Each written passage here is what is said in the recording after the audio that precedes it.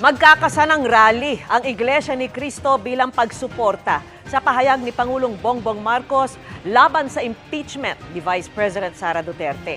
Mas marami pa nilang pangangailangan ang mga Pilipino na dapat maunang asikasuhin.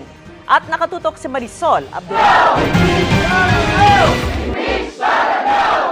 Matapos ang magkasunod na impeachment complaints na inihain laban kay Vice President Sara Duterte sa Kamara, nagsalita ang pamunuan ng Iglesia ni Cristo.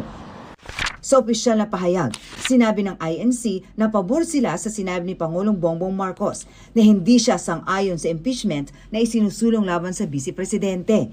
Ang hangad daw ng INC ay para sa kapayapaan at kapakanan ng ating bansa. Mas marami pa raw pangangailangan ng ating bansa ang dapat maasikaso at hindi raw ito matatamo kung puro awayan ang laging makikita.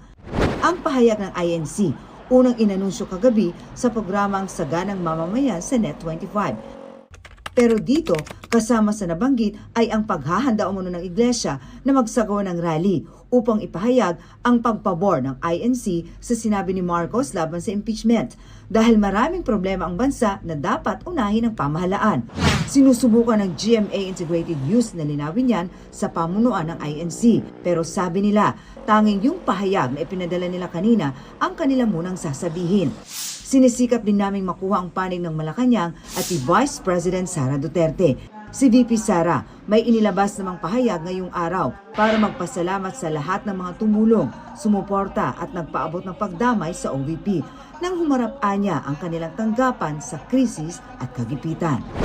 Para sa GMA Integrated News, Marisol Abduraman, nakatuto 24 oras.